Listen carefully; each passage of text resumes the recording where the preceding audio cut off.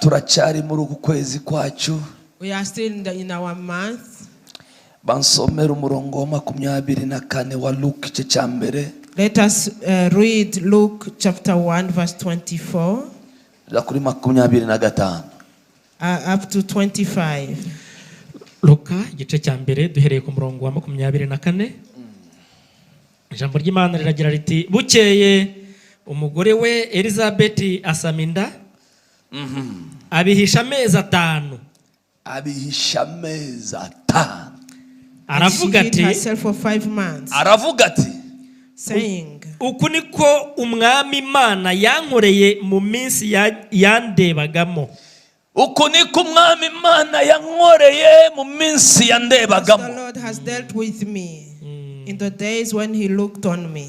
Mu kwezi kwa gatandatu, Marayika Gaburiyeli atumwa n'Imana mu mudugudu w'i Galilaya witwa i Nazareti. Ku mwari wari warasabwe n'umugabo witwaga Yosefu wo mu nzu ya Dawidi. Izina ry'uwo mwari ni Mariya.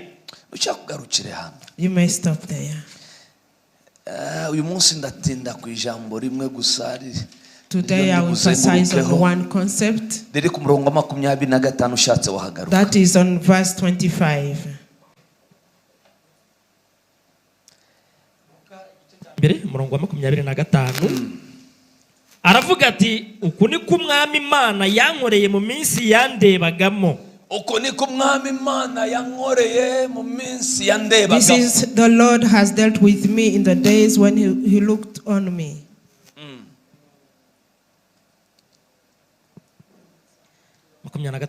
Mu kwezi kwa gatandatu wasimbutse. Uku ni aravuga ati uku niko umwami Imana yankoreye mu minsi yandebagamo akaneturura mu bantu. My reproach among people. Akaneturura mu bantu. Reproach from among people. Uku niko umwami Imana yandebagamo. This is how the Lord dealt with me. Hari minsi Imana imaze kureba. Sometimes there is the God has nango yamubonye umunsi umwe, nango Bibiri ivuga ukwezi, nivuga n'amezi, nivuga n'imyaka, ariko iminsi idafite uko ingana. Ariko hari minsi Imana yamaze ireba uyu mudamu witwa Elizabeth. Yarameze gute Elizabeth barizo umuntu warumeze gute amezi Imana imaze kureba. How are you like when God is looking at you? There is a way Elizabeth was. Ukwezi kwa mbere yaramurebye. The first month he looked at her. Elizabeth ateye agahinda. Elizabeth was deplorable. Yarafite izina rya kabiri Satamus. She had another name which she didn't know. Igihe yamusangaga bwa mbere. When yamusanganye izina muri quartier bamwitaga. He found her with a name. Wa mugore urya gusa najya byara. Yarafite irindi zina Satamus. She had another name which her father never gave her. Yarafite izina rizwi muri quartier. She had a name that is known. Iyo bavugaga ba Elizabeth. When you were talking about bashobora kubwira ba Elizabeth benshi bakabangura cyaka kuvuga uwuhe. Bakongeraho izina rya kabiri atahawe the second one they were describing her which she never received from her father. Wa mugore. That woman of that priest before God, priest of God who is barren, who is in old age, who has reached menopause. I know that place. Let me tell you, Elizabeth said, this is how the Lord nanya ndasenga muri aya materaniro ngo Imana igira ikigukorera. Uko niko umwami Imana yankoreye mu minsi yandebagamo ikaneturura. Ndasenga ngo Imana ikurebe. I pray that God looks at you. Iri teraniro ndinginga Imana Isirayeli ngo irebe umuntu. icyami kakureba, icyami kitegereza ibyawe, Imana icyami kabona ibyawe. Iyo ngiye mu byanditswe byera, abo mu byuma mumfashe maze iminsi mvuga cyane kandi amasaha menshi nsarara. Mumayijwe ryiza byawe. Give me a good voice. Aravuga ngo niko yandebaga. He said that's how he was looking. Igihe kimwe mu gitabo cyo kuva, during the book of Exodus, ibice byaho bibiri umurongo wa 23 nuko tutari basome. Chapter 2 verse 20. Bibiri iravuga ngo Imana yumva. That God heard. Yumva urusaku n'amarira n'amaganya. Bibiri iravuga ngo Imana irahindukirira bareba. Ngo imaze kubareba imenya uko bameze. Elizabeth Imana yari imaze igihe imureba, imenya uko yaramerewe. Ndashaka kuvuga uburyo uyu mudamu yaramerewe. Turi mu kwezi ko guteturwa n'Imana. Reka nongere mvuge gutya. Mbwira umuntu uri hafi yawe sinagushuhuje, umubwire ngo pastor ngushuhuje muri iri jambo, baguhaye ikaze mu kwezi ko guteturwa n'Uwiteka. Agira umuntu usuhuza babiri batatu, ureba uw'iburyo n'uw'ibumoso, n'uri nyuma yamubwire ngo uhawe ikaze mu iteraniro ryo guteturwa n'Uwiteka. Mbwirira umuntu neza umubwire ngo uhawe ikaze mu ndamukanyo yitwa guteturwa n'Uwiteka. Vuga guteturwa n'Uwiteka. Bivuge cyane guteturwa n'Uwiteka. Muri iyo minsi Imana yamurebye. During these days God was looking at her.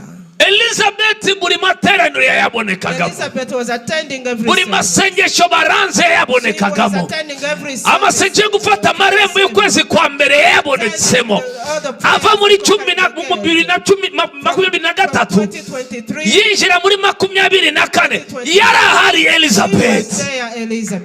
Mu kwezi kwa kabiri bafata amarembo, Elizabeth yabonetse imbere y'Imana. Mu kwezi kwa gatatu yabonetse imbere y'Imana. Mu kwezi kwa kane Elizabeth yabonetse imbere y'Imana.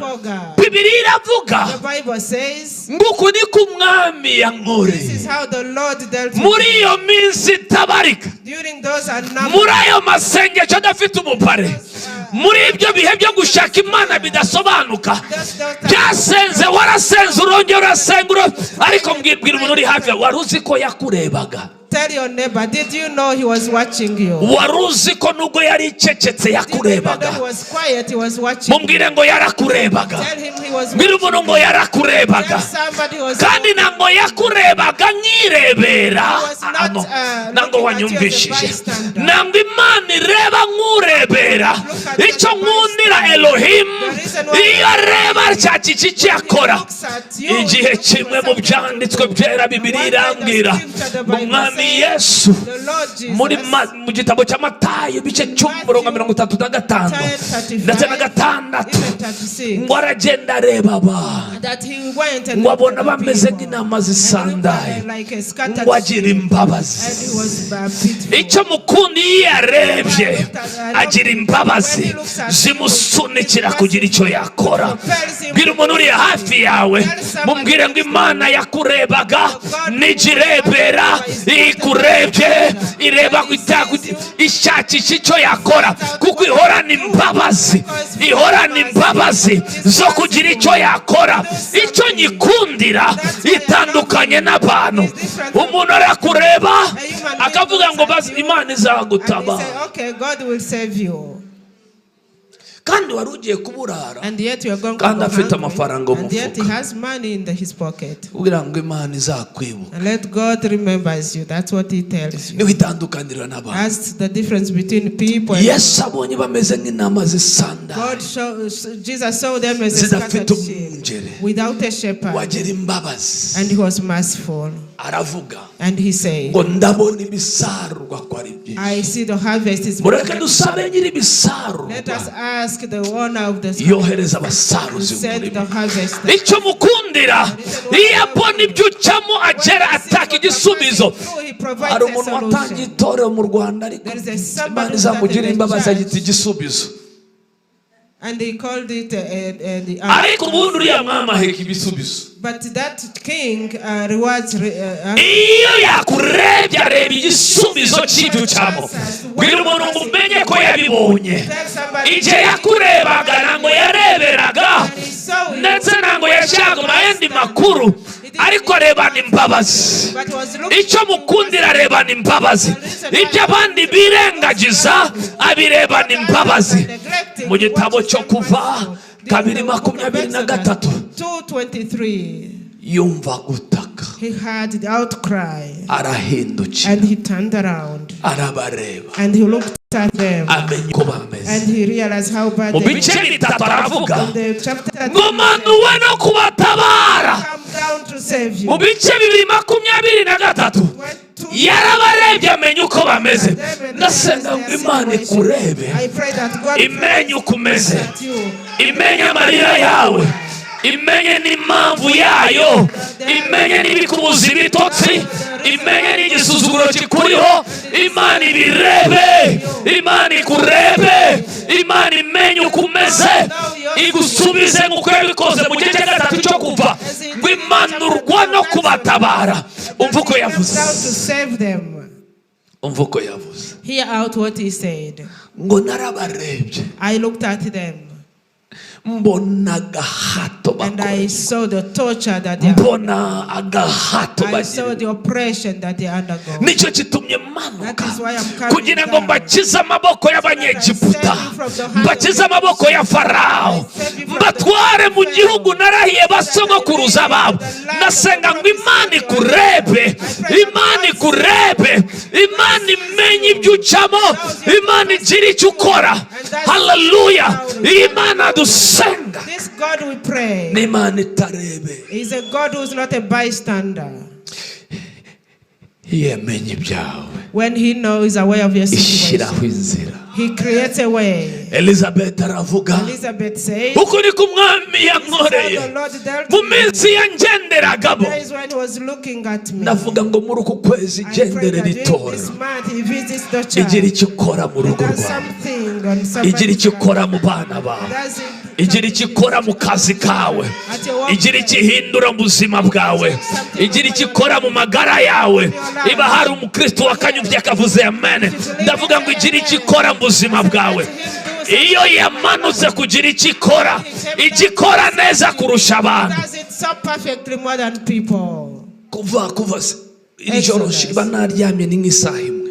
Last night I slept only 1 hour. Ndatekereza I think so. ejo dusenga ibintu byari ivangavanze, As we pray, things get binyibutsa uburyo byivangavanze muri Egiputa. Nibuka uburyo byivangavanze muri bibanziriza kwambuka, hari ibintu byivangavanze.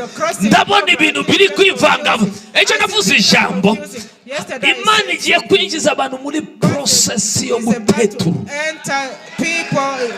Cyangwa reka mbivuge muri uru rurimi, Imana ikwinjiye muri process yo gutetura. God is entering you through the process. Burya kugukuramo igikoti umaranye iminsi bitera imbeho nyinshi. N'umuntu umaze igihe adakarabiye yasutseho amazi aratenguka. And somebody who has spent days without taking a shower, when takes a shower he shivers. Umuntu umaze iminsi adakaraba kubise nk'amezi abiri y'umuhaye Somebody amazi. spends 2 months without taking a shower. The first layer is removed, the second removed. The person starts shivering as if he has. Ariko nabona process y'Imana yo gutetura. God for vindication. Reka mvuge aya magambo. Let me say this. Reka mvuge aya magambo. Let me say Ndabyumva mu isi y'umwuka. I feel it in the spiritual world. Reka mvuge nsome aya magambo mu Gifaransa. Let me read it in French. C'est par la grâce que l'Éternel m'a fait quand il a jeté les yeux sur moi pour ôter. Bibiliya y'Ikinyarwanda ifite ukuntu kuneturura biraje. Pour ôter mon opprobre parmi les hommes. Wasome King James mu Cyongereza. Now, after those days, thus the Lord has dealt with me in the days when he looked on me, to take away my reproach, to take away my reproach among men. Ndavuga ngo Imana ikuvaneho, Imana igukureho, iguteturwa n'iki? Vuga guteturwa n'iki?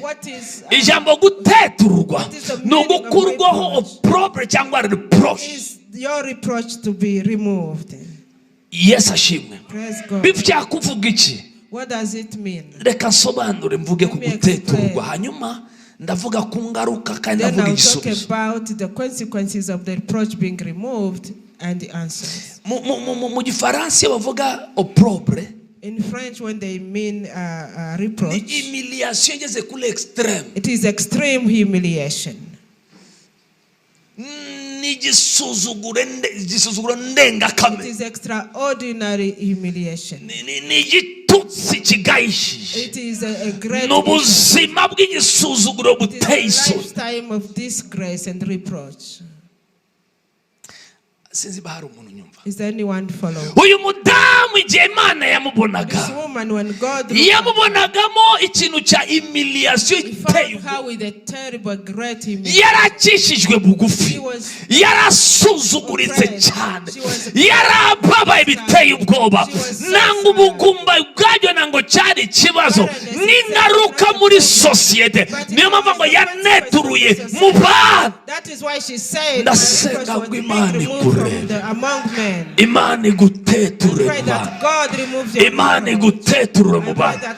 Guteturwa cyangwa reproach, removing a reproach, cyangwa opprobre mu Gifaransa, ni igitwikirizo n'icyamba. It is a covering or a tunic. Umwanzi agerageza gutwikira umuntu. To cover somebody. Ku munsi w'ejo nagerageje kubisobanura. Yesterday I tried to illustrate that. Nta muntu wanyera karisha. Does anyone have a scarf?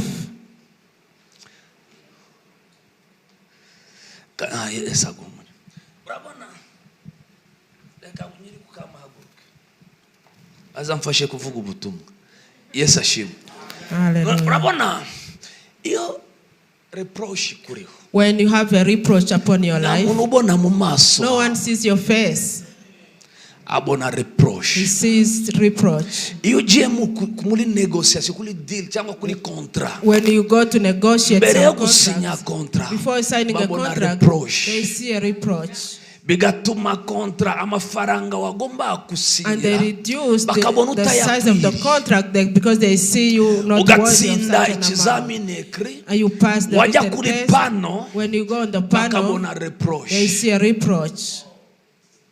And somebody among the panelists says that, you see, for me he was not favorable to me. I don't approve. And then, you know, even though he's smarter than the other one, but he's not lovable. Reproach is an extreme limitation. It is a limitation that is crafted. So many people are losing their right because of the reproach that is upon their life. The problem, the degree is not read, but they see the reproach first before they see your face. Are you getting me?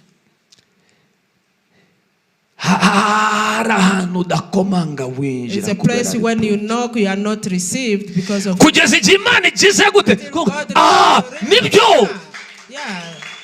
ndasenga ngo Imana ikurebe, Imana igira ikikura ku buzima bwawe, Imana ikurebe. Mukanya hari umukobwa wanjye wamaga ubuhamya, mukanya ndinza hano. Just this morning, one of my daughter was giving me a testimony, and she told me, Pastor, I lived in an institution more than 5 years. She's very much intelligent. I prayed for her and I was saying she will lead an institution. I see you as a leader as an institution. I was laughing as I was telling her she was laughing. And then she was telling me they are going to do a restructuring. The problem is reducing, but One day we prayed together. ambwira ikintu cyamubayeho. She told me what happened to her on a workplace. Tumaze gusenga. After we prayed. Nyuma yaho ajya ku kazi. Afterwards she went to work. Noneho boss yari afite projet agomba kumuha gukora. Her boss had a project which she had to handle.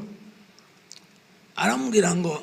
And he told her, kuko mbuze uwundi nayiha. Because I don't find any other person to work on it. Kandi mfite byinshi ndi gukora. And have so many work to do. So much work to do. Ukuri mubibone. Just do it anyhow as you can. Ukuri mubikore byose kose basi. However you do it, it's better than nothing. Ngomeze nyibike basi. Instead of me keeping it, just do it anyhow.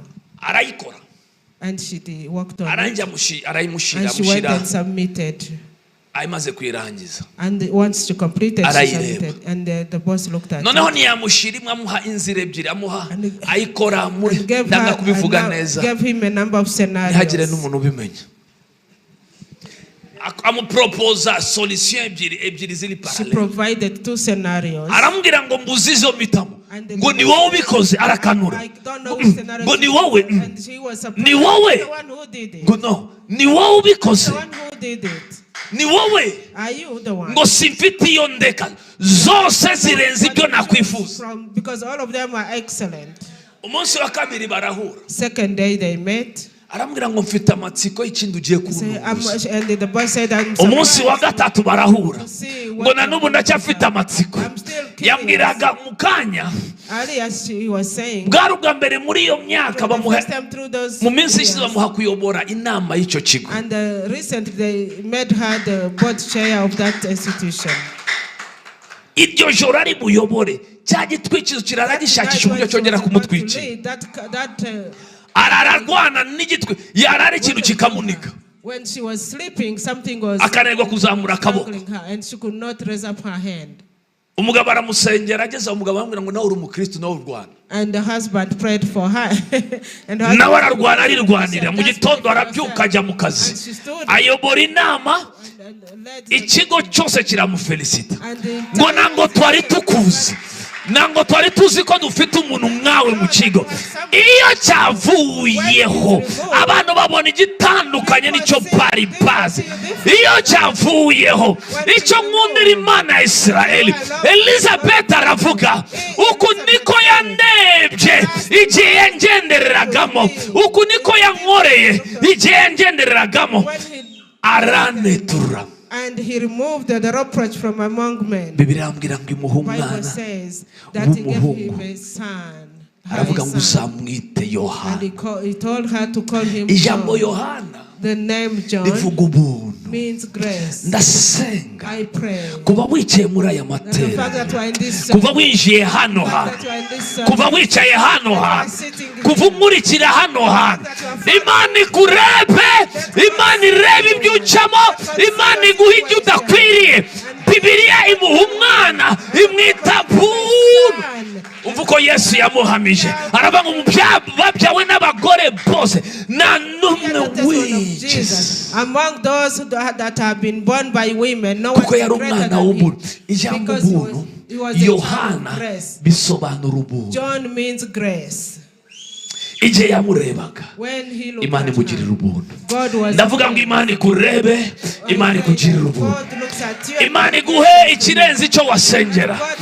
Imana iguhe ikirenze icyo watangira igitambo. Imana ikurebe igira ikintu igutangaza. Umva mu gihe yandebaga. The time was looking at me. This is what he did for me. And he removed reproach from among men. Igihe kimwe Yesu aca umuhanda. One day Jesus was passing by. Aca ku mugabo ntiyamureba. And he found a man. Uyu mugabo yari umuhanga. This man was yitwa Bartimayo. Aravuga ngo uko atambonye ngiye gusakuza mbone. Ndashima Imana kuba amaze iminsi basakuza ngo babone. Yesu yaciyeho. Yesu yari ikomereje. Ariko umugabo witwa Bartimayo Bartimayo nawe yari yambaye igisuzuguro giteye ubwoba. Bibiliya yanjye irambwira Bartimayo ari muri iyo situation yumva igihiriri, barabaza ngo uriya muntu uciyeho abantu bakurikirana, barambwira ngo ni Yesu w'i Nazareti. Arataka aravuga Yesu mwene Dawudi. Yari yarumvishije amagambo y'umuhanuzi, aravuga ngo Yesu mwene Dawudi, mbabarira nukomeze kunyirengagiza, nunceho nanjye hindukira undebe. Hari umuntu wasenga iki gitondo, mwene Dawudi, son of David. Nanjye undebe. Do not pass me by. Nanjye undebe. Do not pass me by. Nanjye ureba abana banjye. Do not pass by my. Nanjye ureba urugo rwanjye. Do not pass by my. Nanjye ureba ubuzima bwanjye. Don't pass by my. Bartimayo arasenga. Bartimayo, mwene Dawudi, son of David. ni Luka 10 Marko 10:45. mwene Dawudi, son of David, ngirira imbabazi, nanjye undebe. to me. Do not pass me by. Bibiliya irambwira, The Bible tells abantu me baramubwira ngo rekeraho gusakuza. people are Ndabizi hari abantu bamaze iminsi bakubwira ngo kwiriza ubusa si ngombwa, gusenga si ngombwa, guterana buri munsi si ngombwa, ariko ndakubwira umuntu wicaye muri aya materaniro, mwene Dawudi agira imbabazi. Yesu umwana w'Imana agira imbabazi. Bigezeho arahagara avuga ngo mumunzanire. Bibiliya yanjye irambwira ku murongo wa 50 ngo itu uwo mwenda, ndavuga ngo usohoke muri aya materaniro, icyo gitwikirizo kikubiswe hasi, uwo mwenda ukuriho kwikubiswe hasi, itu uwo mwenda arabaduka asanga Yesu, amateka yarahinduka. Uyu mwami mbahamiriza mbabwira ni umwami ujya ukuraho igisuzuguriro.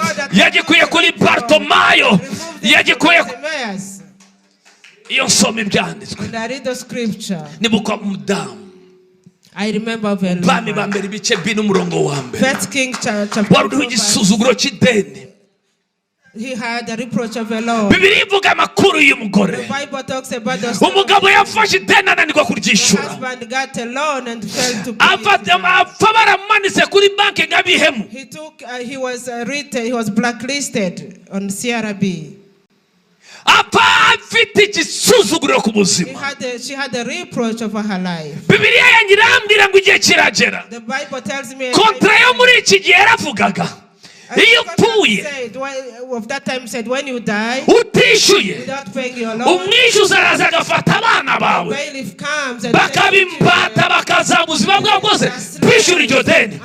Ariko ndavuga mu isi y'umwuka, buri mwishyuza uburana ubuzima bwawe, amagara yawe, buri mwishyuza uburana abana bawe, buri mwishyuza wishyuza akazi kawe.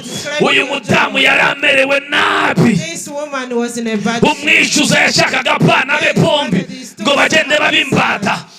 Bibiliya yanjye irambwira asanga umuntu w'Imana, ndasenga Imana ya Abrahamu yamaye guhagarara imbere yawe, ndi umuntu w'Imana, ndavugana n'ubwo buzima nabo bishyuza. Abana be ntibagenda, akazi kawe ntikagenda, amagara yawe ntabwo agenda, urubyaro rwawe rurashinganye. Bibiliya yanjye irambwira legede barabagazoda. Bibiliya yanjye irambwira ngo umudamu amwikubita imbere, aramubwira ngo umugabo wanjye, my husband yari umukozi w'Imana, was a servant of God, ariko yapfanye ideni, but he died without paying his loan. nta kindi cyaha gikomeye He didn't yakoze, have any other great sin, yapfanye ideni only that he had a kandi debt. abishyuza baraje. And the bailiff is nari coming. nzi ko abana banjye nabo bazakorera Imana I ye, thought my ise yakoreye, my God, ariko ideni ise yasize but the Lord ntabwo ryemera ko bazakorera Imana. Umwishyuza aracyakubajyana mu biyobyabwenge, umwishyuza aracyakubajyana mu buraya, umwishyuza aracyakubajyana. Ariko ndavugana n'umuntu muri iki gitondo, abana banjye bagiye gutwarwa, aramubwira ngo genda, and he told him go utire and borrow, utire nicyo ufite. aramusigaranya amavuta ari mu merezo. She said, I have mbega igisuzuguriro kubona abana bajya kubimbata. It's a disgrace to see your children going to the slavery. Ndavugana na Bezera bari vuga ngo abana banje nango bazajya kubimbata buri mwenda wose banyishyuza ndawubonera igisubizo inyabihanga amaraso Yesu Kristo aranyishurira ku byakozwe mu manwa ku byakozwe muri za nyapingi amaraso Yesu Kristo aranguranira amaraso Yesu Kristo ni inyishu yanjye. It is my ransom. Uyu mudamu this woman menye inkuru and in this story Imana ikuraho igisuzuguro. This is a God which vuga ngo Imana yakuyeho igisuzuguro ku mugore w'umupfakazi ibashije kunkuraho buri gisuzuguro cyo Satani yashizeho. Irabibashije kuguteturura, irabibashije guhindura amateka yawe. Ariko ndabwiriza umurokore muri aya matera. Oh haleluya, ndabwiriza umuntu waje muri aya matera, ndabwiriza umuntu waje imbere y'Imana. Am I preaching to somebody who can Let me read about this person and then we pray. One person. Zakaria 3. Zakaria 3. Ragadabalabagazende. Imana yateturuye Elizabeth iri muri aya materaniro. The Lord who removed Imana yateturuye Elizabeth yicaye hano hano. Imana yateturiye Elizabeth, niyo Mana twatambiraga, niyo Mana twasengaga, niyo Mana tumaze imbere igihe kinini. Iyo Mana yateturiye Elizabeth irabishoboye gutetura ubuzima bwawe. Iba hari umuntu unyumva yakavuze amen. Amen. Hallelujah. Ariko ndirukanse. Maybe somebody is not getting what I'm saying. Let me explain it further. Let me try to explain it further. I am afraid to expose things that are not understandable. Psalms 44, verse 15, 16. Because it happened to him. He came from his father's house and was given a shelter at the royal palace and found himself in the halls. He knows what he's talking about. Read for me. Watugize iciro ry'imigani mu mahanga. When this covering comes on you, you become a reference point for scorning. You made us a scorn. Abazungurizwa imitwe n'amoko. And the derision to them that are about us. Buri muntu wese watugiza abazungurizwa imitwe made us a derision from among the nation. Igisuzuguriro cyanjye kiri imbere yanjye umunsi. Iki gisuzuguriro cyanjye kiri imbere yanjye iminsi ukira. Ndabyuka nkakibona, nasohoka kikamobera, nagera mu kazi kikambanzirizayo, nagera mu bana kikanangayo, najya muri interview kikansangayo gihora imbere yawe, najya mu iduka gucuruza kikanangayo bakarenga bajya kugurira ahandi bansizaho. Avuze ngo kigira gute? What did he say? Kiri imbere yanjye umunsi ukira. It is before me. Vuga ngo kiravaho mu izina rya Yesu. Kirava imbere yanjye mu izina rya Yesu. Kiri imbere yanjye umunsi ukira. It is before me all day long. Niyo shusho ya mbere ya Dawudi. That is the first illustration from David. Isoni zo mu maso hanjye ziranwica. The scorn in my face is covering me.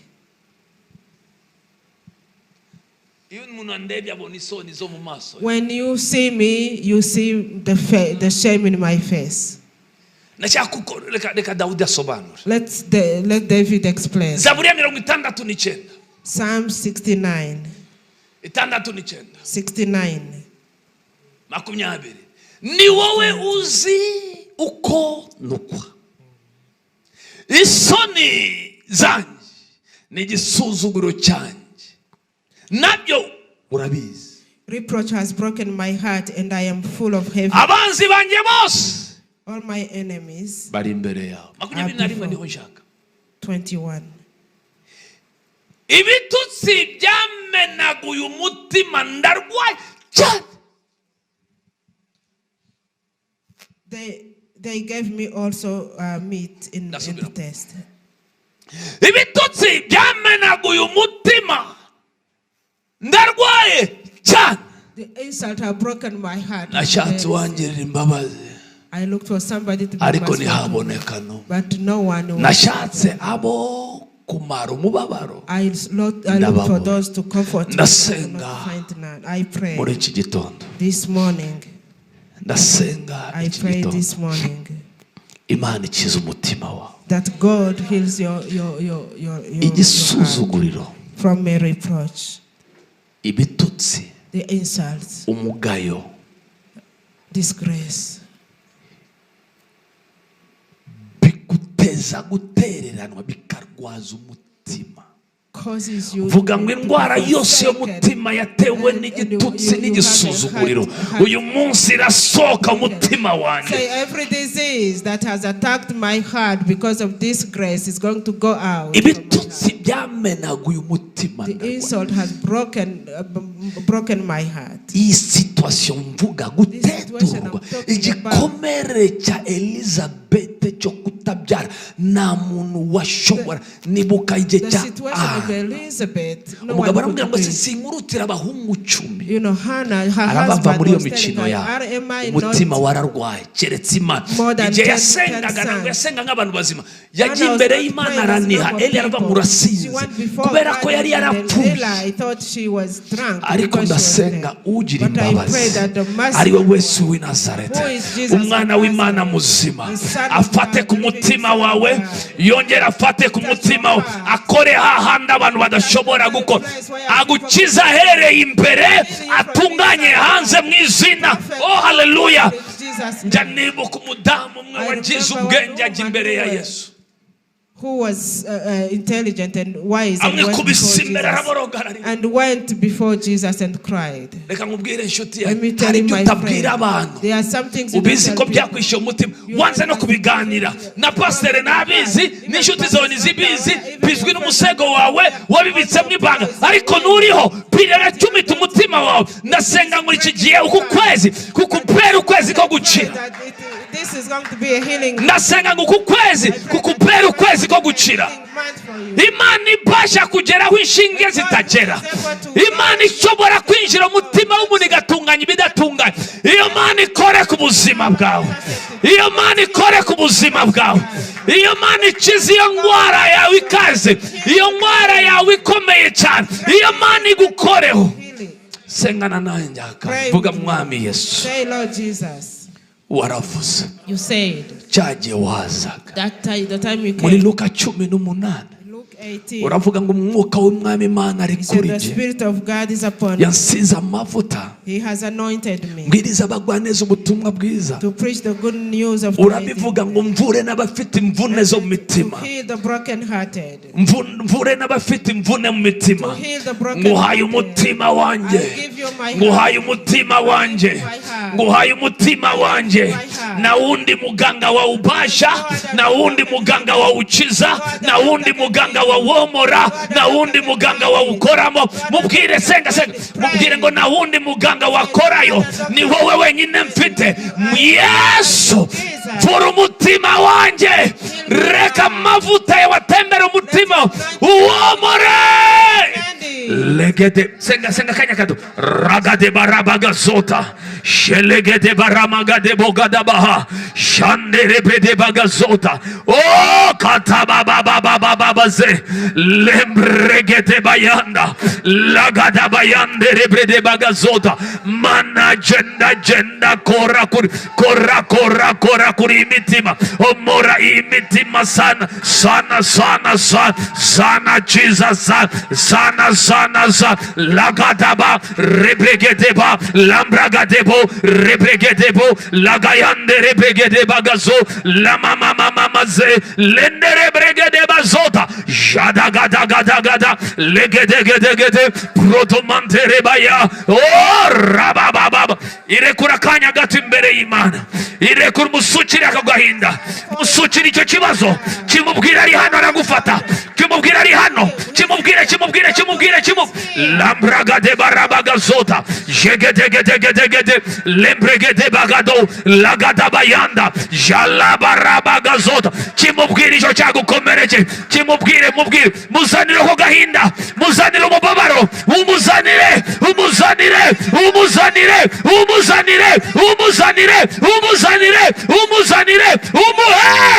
umuhe, nusohokane, umusigire, umwikoreze, umuhe, yego. Yes. Umuhe.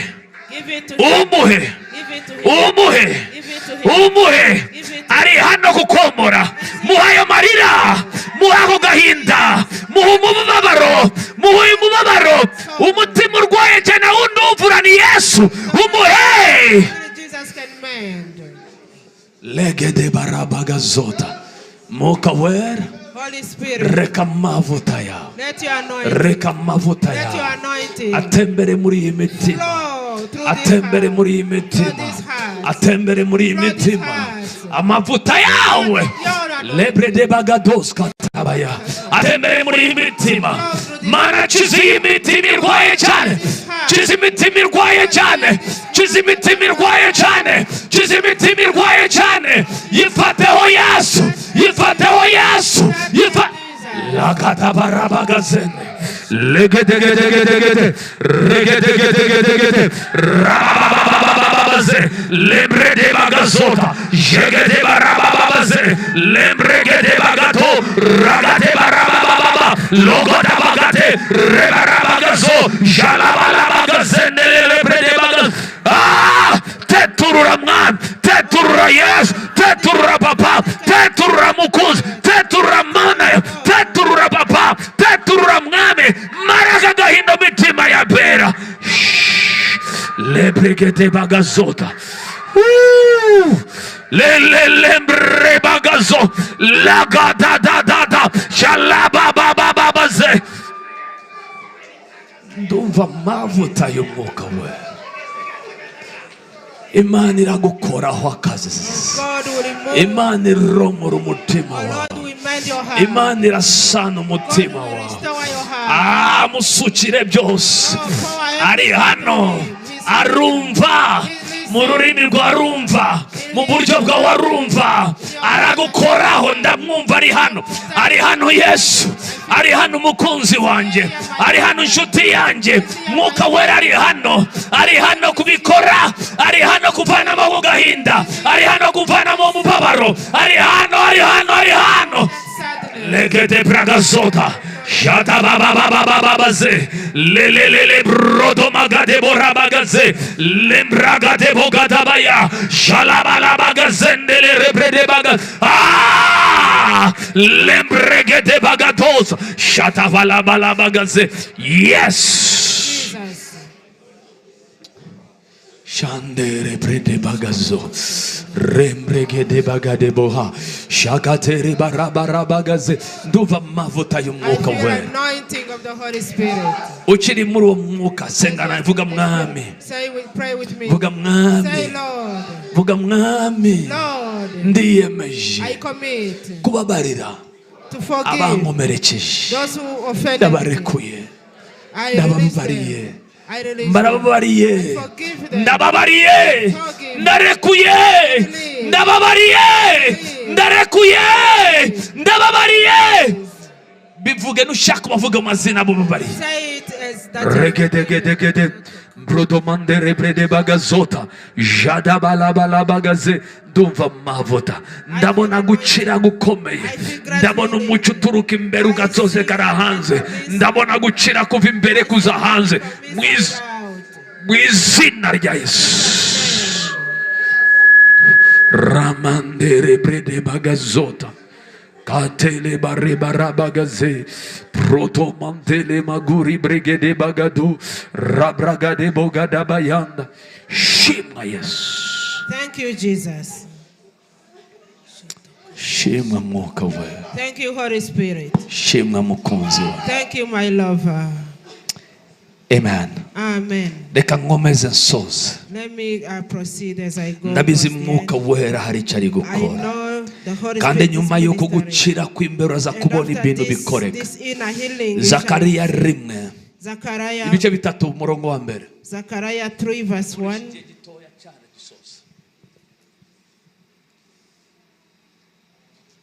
Makataya. Cya 3 umurongo wa mbere. Maze anyereka Yosuwa umutambyi mukuru ahagaze imbere ya marayika w'Uwiteka na Satani ahagaze iburyo bwe ngo amurege.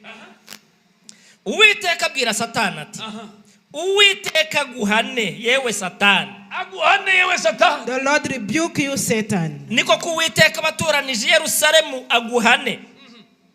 Mbese uwo si umushimu ukuwe mu muriro. It is not a brand plucked from the fire. You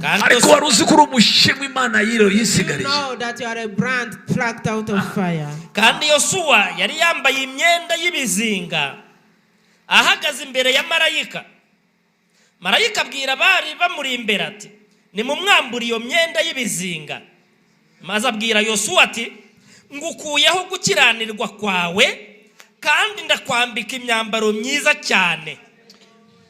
Hallelujah. Amen. Hallelujah. Nta kintu kituzuguritse nko kubona umutambyi wagenewe kwambara ibyera yambaye ibizinga. There's nothing disgraceful to see a priest who's meant to wear white garments. Nta kintu gitangaje nk'umurokore wahagijwe amaraso Yesu Kristo akiriho ibizinga by'igisuzuguriro n'umugayo. With reproach and disgrace. Ariko biranubwira ngo But the Bible says kandi Yesu yari yambaye imyenda y'ibizinga. Joshua was putting on ahagaze imbere ya marayika. Standing before marayika abwira bari bamuri imbere ati nimumwambure iyo myenda y'ibizinga. Ndavuga ngo imbwira umwambaro w'ibizinga uve ku buzima bwawe. Abamarayika b'Imana bakwiteho, imbaraga z'Imana zikuzeho, zimareho ibizinga byari ku buzima bwawe, zimareho ipfunwe ryari ku buzima bwawe. Imana ikumareho ibizinga byose, Imana ikwambura ibizinga, Imana iguteturure, ikwambika iby'icyubahiro, iguhe Yohana nk'igitangaza, iguha akazi kitwa Yohana ubuntu, iguhe promotion y'ubuntu yitwa Yohana. Imana iguha akazi k'ubuntu, Imana iguha urugo rw'ubuntu, Imana ikugirira imbabazi, Imana ikubakire kubw'ubuntu bwayo, Imana ikumareho. That God removes all the filthy garments. Imana ikumareho. Let God remove all filthy garments. Imana iracyabikora. God is still doing it. Yabikoreye Yosuwa. He did it to Joshua. Iyo niyo dukorera none. It is the very one. Irabihamya muri Mbahebrayo 13 nguko yari iri ni kwizahora nirahindukaho nada. He will never change at all. Ngize ibintu byinshi umutima wanjye. I have so many things in my heart. Ndashaka kwiha akazi kandi nshaka kwiha n'ikiruhuko. I want I have work to do and yet I need to take some rest. Ubwanjye nari nkeneye kwiruhukiraho muri iyi minsi. I needed to rest during this season. Ariko magaze hano ndiyumva mu kintu cyo gukora. But as I stand here, I feel doing something. Kuwa kane. On Thursday. Tuzaganira ku nzira yo gukira. We shall preach about kandi tuzaba dufite amateraniro yo gukira imbere. And we shall be having service for inner healing. Ariko tuzakora icyo bita kubohoka ibikomere. We shall sinabiteguye. Do the big sacrifice from the inner healing. We shall do it on Thursday. Kuwa gatano. Friday. Kuwa gatano mfite ubutumira handi. Nanabwiye. Tuzabikora kuwa kane. Kuwa kane zabaritera muzamba bari muzekare. Thursday come early. Tuzakora igikorwa. We shall do an action to remove. Ni bintu nakabikoze ku cyumweru. I would have done it on Sunday. ariko niyumvise tuzabikore kuwa gatatu. I feel like doing it on Thursday though. Nzaba umuntu azaza n'ikaramu n'urupapuro. Everybody let them bring a pencil and a pen and a paper. Kuwa kane. On Thursday. Ku cyumweru. Sunday. Nzasiga amavuta. I would have anointing. Agamije icyo cyonyine. Meant for that purpose. It's confusing. Mama Olda will have another service. But that's the only Sunday that I have. Yes, ashimwe cyane. Praise God. Ariko niko niyumvishije mu kuko. But that's how I've been led. Nsoma ya magambo nico kintu nayasomye kuva kare. I read and meditated on these words, but I was standing here, I felt like tell somebody. Vuga ngo nije cyanjye cyo guseka. Nije cyanjye cyo guca mu maso. Nije cyanjye cyo kunezerwa. Nije cyanjye cyo kwishima. Kugira ngo umucyo w'Imana urasire benshi. Nango umucyo hera hano imbere ugasesekara kuri face. Shine from within.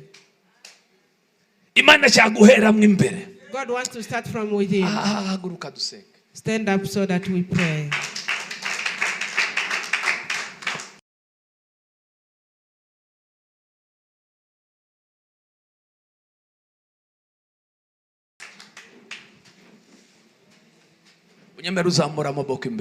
Raise up your hands before God.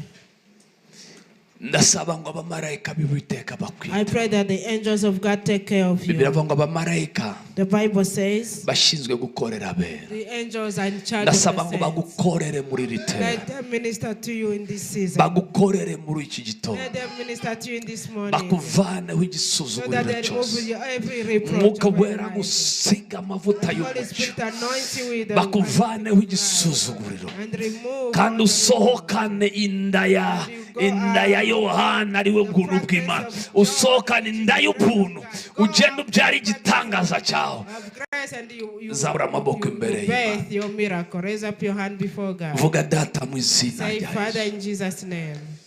Iki gitondo ndi imbere yawe. This morning being before you, ndakwinginze, I beseech you, umbabarire. Forgive me. Irembo ryose nafunguye. Every gate that I have opened. Yashomoje Satani kunyambika icyo yanyambitse. Satan to give me the covering that he has put over my life. Forgive me. Ubabarire ibyaha by'inzu ya data. Forgive the sins of my father's house. Byamuhaye amahirwe yo kungira uko yagize. Umbabarire iby'inzu ya mama. Byakinguye irembo ryo kungirira nabi. Ariko ndagarutse. Narakwizeye Yesu. Ni wowe mwami, ni nawe mukiza ubuzima bwanjye. Ni wowe ubashije komora, ni wowe ubashije gusana, ni wowe wanyambika nkarimpa imyambaro yo mu buryo bw'umwuka. Aka kanya ndi imbere yawe, ndiyambuye imyambaro mibi yose iyo nambitswe n'abanzi banjye, nk'uko Bartimayo yikubise hasi. Nanjye mu buryo bw'ubuhanuzi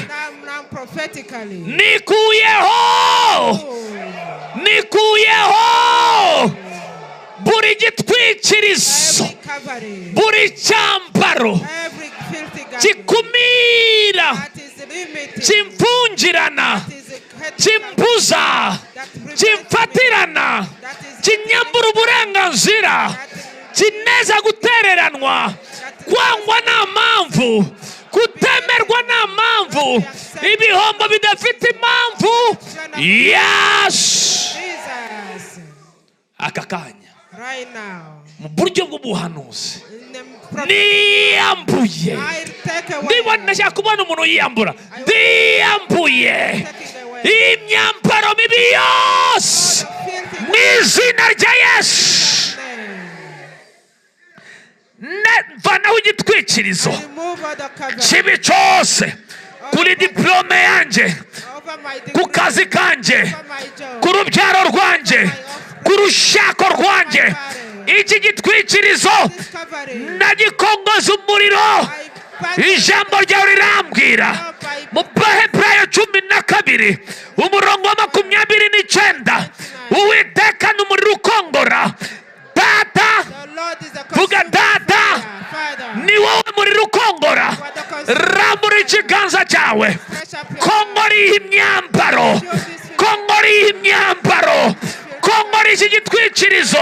ku buzima bwanje ko nkora iki gitwikirizo tangira hamagara umuriro utwika ragadabarabagaze ragabababababaze lembregede bagadozagaha shalagadabarabagazende lembrede babababaze lembrodo shalabalabagazota bababazende lembregede bagazota shalabalabagaze legede barabababaze lembragazota bababaze lembrede barabagazota yandere bregede bagazo rabababababababa lembrabababaze regede barabagaze lembragade bogadabaya shalabalabagazende lembrede balama reprodobaza shalangandele rebrede bagazota jadababababaze lembregede bagazota. Yes. Raise up your hand before God. Say, Holy Spirit, let your anointing flow over my life. Flow over my life.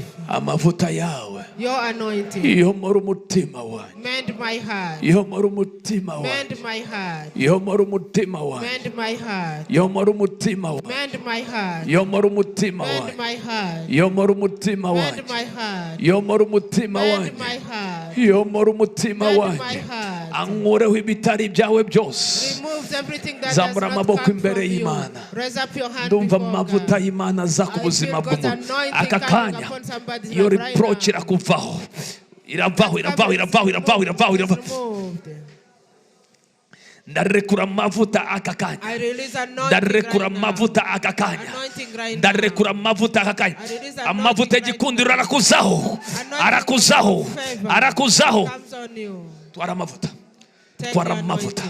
Twara amavuta. Twara amavuta. Twara amavuta. Twara amavuta. Rabagade bogada bayanda. Twara amavuta. Twara imbaraga z'Imana. Lembregede bagazota. Shalabalabagazende. Lembrede bagazo. Shegete rebarababababazende. Aka kanya ndarekura amavuta. Right now it is anointing. Ngayo ku buzima bwawe. Ngayo ku buzima bwawe. Aho uhagaze hose amavuta y'Imana arakuzaho. Aho uhagaze hose arakuzaho. Aho uhagaze hose arakuvaho. Reproach iravaho. Iravaho.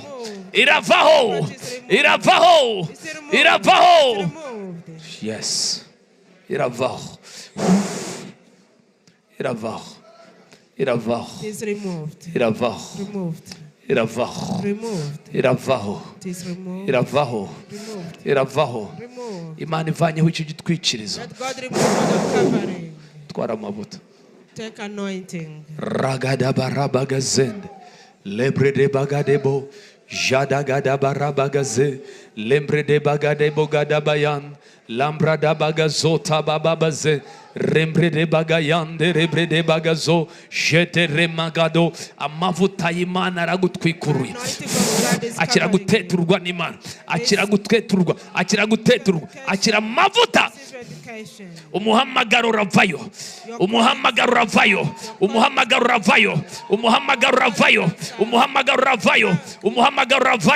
yego twara amavuta reba baba zende rebrede bagadebo gutwikurura guteturwa nima twara amavuta y'Imana lebrede bagados shetere babababaze rambragade bogadabaya jadagarabagazende Imana yakora ku buzima bw'umuntu aka kanya. God is touching somebody's life right now. Akakanya. Right now. Akakanya. Right now. Akakanya. Right now. Akakanya. Right now. Akakanya. Right now. Akakanya. Right now. Lembre de bogazahanda bababazend. Ndarekura amavuta ku buzima bwawe. Shalabraga de bogadabayanda. Lembre de bagazota jata bababababaze lembrege de bagado ragada mandere brede bagayande brede bagazota ndafana ugitwikirizo ku mazina ku buzima akakanya amavuta y'Imana ku kuza, amavuta y'Imana kuza, amavuta y'Umwuka wera kuza, amavuta y'Umwuka wera kuza, amavuta y'Umwuka wera kuza. Shatere berebele begedebo rabragadebo gadabayan lambrada barabagazo jegede bagadebo protomantere barabagaze jegede bagadebo labragadebo gadabaya.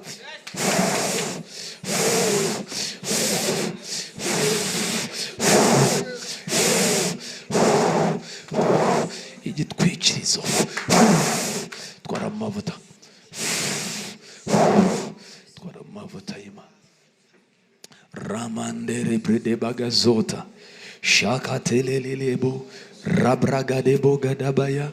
Mwami turagushima, Lord, we thank you. Mwami tuguha icyubahiro. Lord, we give you all the glory. Ndasanze buri gitwikirizo, buri mwambaro wambitswe urakuvuyeho, ukuvuyeho, ukuvuyeho, ukuvuyeho aka kanya mu izina rya Yesu. Data ndasanze, Father, I pray, reka ikiganza let your hand kibohora that sets free gikore ku muntu, touch gifate ku somebody's muntu. life, touch somebody's Imbabazi life. n'imbaraga zawe Your mercy and zibe your ku buzima strength bw'umuntu wese be uri hano, upon everybody's numurikira here wese ku murongo. and the one to Ndasenze gukangura imitima ya bera kugira ngo mwami wanjye bakanguke, so that they are awakened batere ikirenge mu cyawe. and they follow in your Mana yanjye bakore gushaka kwawe, Lord, they do your will. bakunezeze. Amavuta y'ubwiza arushaho kwiyongera ku buzima bw'umuntu uri hano. Natuye umugisha mu izina rya Yesu. Urakoze mukunzi wanjye. Thank you, my Lord. Tugera ku musozo w'aya As materaniro, we end, God, Mwuka towards the wera end of agenda service. aceceka, Oh, Holy Spirit, ariko I'll be ukomeze quiet, ukore, but you keep wowe ukomeze ministering. ukore, Keep ministering. ubohora, Set free. usana, And restore. uruhura, And uhindura give rest. amateka y'umuntu. And change somebody's Natuye umugisha history. I mu izina proclaim rya blessing Yesu. in Jesus' name. Amen. Amen. Kubera impamvu y'ibyo nkoze ku cyumweru, tugira gahunda nyinshi. We have many Kuwa kane programs. tuzasenga, And Thursday we shall pray. tuzanasenga. Turashaka kujya tubikora neza mu mibyizi, dusengera abantu ku We cyumweru, need tukora to pray amateka. for people during weekdays. Yes, and abambere Sunday we have a umugisha. service. God bless you. Yesu abagirire neza. Hari God bless itangazo you. nasanze batanga, There is an announcement that ni I ijambo found. Imana given. yambwiye kuvuga There is a word ngo given tuyubakire twandika that let us amateka build mashya. as we write a new chapter of our Ukora lives. itafari ryawe, As you contribute umenye your ngo prayer, urandika ayandi mateka just ku be buzima aware that bwawe. you are writing your Icyo ukora chapter of cyose life. Whatever you mu do, kubakira Imana, to build uraba the house wandika of God. amateka iwanyu You batanga. are writing a history which your family never wrote. Yesu abamera umugisha. May God bless you. Dushoje amateraniro yacu, We are closing our tugendana service. amahoro ya Kristo. Let us go with the peace Ndabizi of Imana God. kuva kuwa kane, I know from Imana yakoze umurimo munini hagati muri twe. N'ubu birakora. Even today is Imana niyo kwizera. and is faithful. Nimugasiba ari amateraniro yo mu mibyizi, Don't miss agira ubuzima mudashobora the kumva. weekday service. Yesu abaha They are umugisha useful. mwinshi. May God bless you Dusuhuzanye. abundantly. Let us greet each Amateraniro other. kuwa kane, There are service on Thursday. classe y'ejo ntabwo izabaho. There won't be a class tomorrow. Tuzayikora kuwa kabiri, abo kuwa gatanu barangiza. We Na shall classe have y'ejo it rwose. on Tuesday. Tuzakora kuwa kabiri no kuwa gatatu abasanzwe biga kuri iyo minsi. We shall do Kuwa mbere Tuesday, izakomeza ikindi cyumweru. Tuesday and Wednesday. And Yesu we shall abaha proceed umugisha. next week. God Reka bless. duhoberane Let dusuhuzanye. us give us heart Imana ibaha to each umugisha. other. May God bless you. Ugerageze nusohoka udasuhuje umuntu rwose urabukoze. Greet somebody before you get out.